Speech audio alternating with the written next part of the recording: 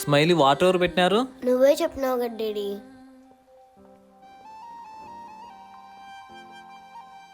ఎందుకు daddy water బయట పెడుతున్నావు? ఇది సమ్మర్ కదా తల్లి, మనకంటే నోరు ఉంది, ఎవరికైనా నీళ్ళు అడగగలం, కానీ పశువులకు దాహం ఇస్తే అడగలేవు కదా, అందుకే పెడుతున్నా. మరి పక్షులకి డాడీ? ఆల్రెడీ పక్షుల కోసం కూడా మేడ మీద పెట్టినా తల్లి. నీ వర్క్ హడావిలో మర్చిపోయి అలాగే వెళ్ళిపోయావు, అందుకే నేనే పెట్టాను డాడీ. ఈ ఎండకి పక్షులు ఎలా తట్టుకుంటున్నాయో ఏమో. పాపం వాటికి ఏం కష్టం వచ్చినా చెప్పుకోలేవు. వెరీ గుడ్ తల్లి.